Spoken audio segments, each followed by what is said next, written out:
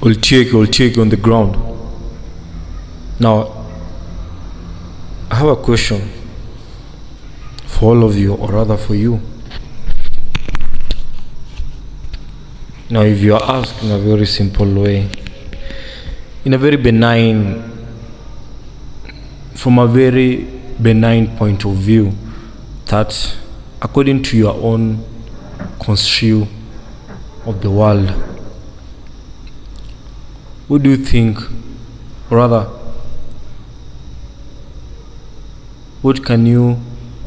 how can you define exactly everything that is happening? What do you think all this means?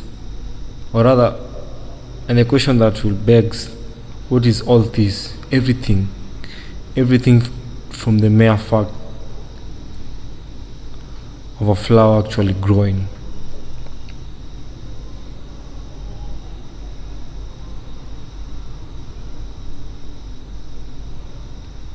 These are questions that we human beings, it's very funny. Like, we are supposed to we are supposed to have such questions bombarded in our minds, but yet we choose the path of distractions. We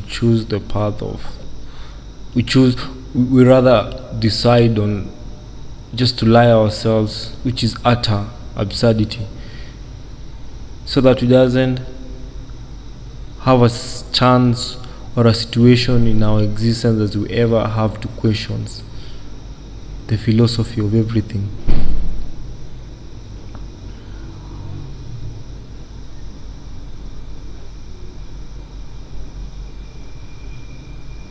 It's good that you spend time with yourself. You get to know, you get to listen and understand what exactly kind of a person you are. You see, Abraham Maslow created some sort of hierarchical pyramid that does describe the ladder of how anthropological we humans being operate into this world. And it makes sense, because human beings has to function in a place where there's order. It's totally bullshit and nonsense, but this is how majority of people actually functions. They can't function when there's lack any form of jurisdiction. They perfectly depict the essence of a wheelbarrow, of being pushed to achieve something that is actually of benefit to them, not of their supervisor, or rather not of the person attributing to them, focusing on what they were meant to focus in the very beginning of everything.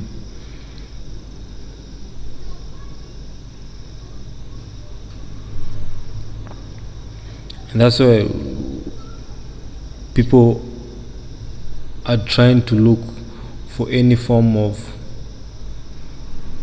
proclivity that depict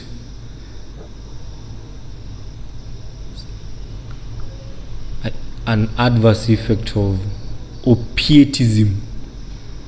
You're trying to numb the suffering of the reality, which is a very sad thing. You have to embrace the suffering. You have to embody your own philosophy. You see, as I'm saying, above what the mistake that there was, I won't say it's a mistake, but we all human beings are born to fallible by nature. So what people doesn't understand is that there's above the hierarchical of Abraham Maslow, it was based on the fact that it's only few people who have achieved to be at the very high top, where we all anticipate and admire and desire to be, where he calls it the self-actualization. Now, what people doesn't understand, there's actually the higher place above self-actualization, and this is not taught, because this is very powerful for someone to utter, or rather for someone to have the mere essence to construe and infer this type of phenomena. So about self-actualization, there's something that is very important. We call it authenticity,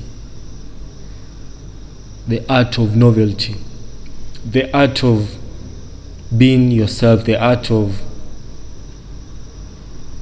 the subtle art of not giving a fuck. You have to embrace and love yourself the way you are, from where you came from where you're going. And the only way it is possible, you have to create some form of distinction between your thoughts and yourself. You're not your thoughts.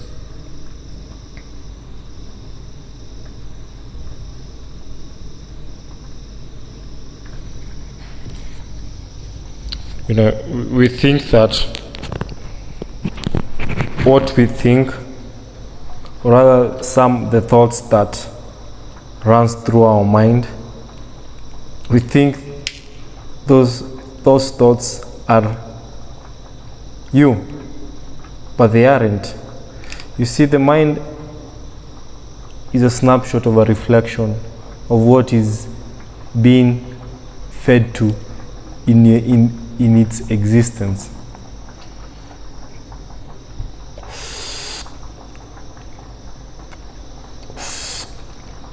So my friend,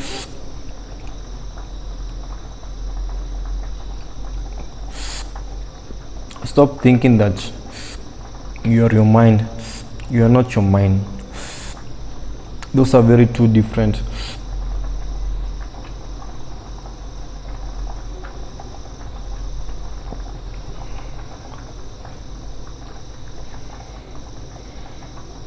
Phenomena. That's like the first step of being authentic. And people know, like even when you go, let's say you go to a social place, maybe wherever you may be, maybe at workplace, I don't know, with your friends, and even let's say even you're walking to town where you're meeting thousands or millions of people, right? Let's say in a big city, a capital city, per se. But the moment you cross pathways with someone that live in a state of awareness, a state of in the present, a person who lives by now is not having, we call it anticipatory anxiety, where it's common in everyone. Let me say it that way. Almost everyone. Like we all born in there. We always anticipate for the future. You're always not here thinking and overthinking about something that has not even happened. You're already fearing. That is false expectation appearing real.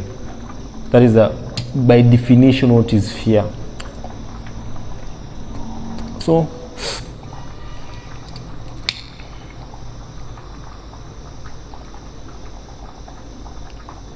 and overthinkers are very spontaneous in exhibiting this concept that I'm saying. You're not there. You always think of something. And funny enough, the fact that negative thoughts, they have it's not that they are powerful, but their impact is more. It's not, let me put it this way, and I always wonder why is it that we human beings, we get drawn to negations, we get drawn to the dark side, like let's say let's first deal with negations. Let's say you go somewhere, maybe for a function, a party or something. You dressed to your best, like you're supposed to, because you have to, because it's not that you really care, but you're this person who cares about people. Let's begin with that. Now you go to a party, of course you want the validations, just to soothe your ego. So yeah,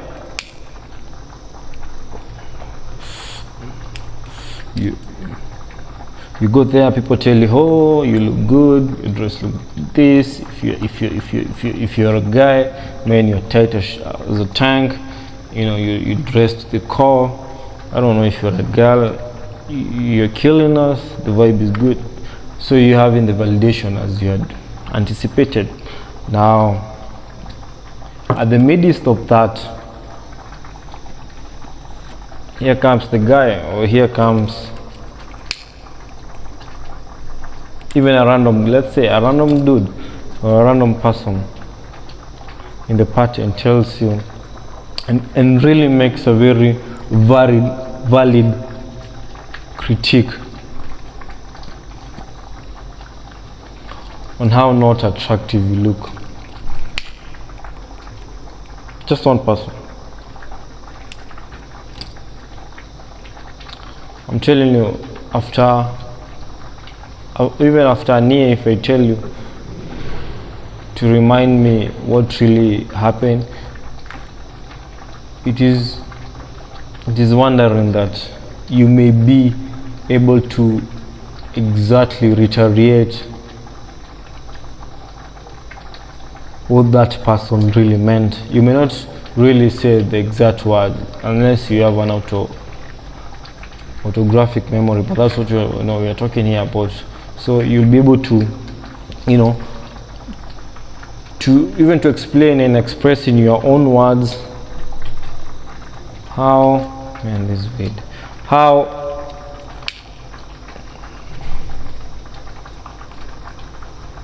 exactly that person meant and why. So those are the things that keeps me wondering.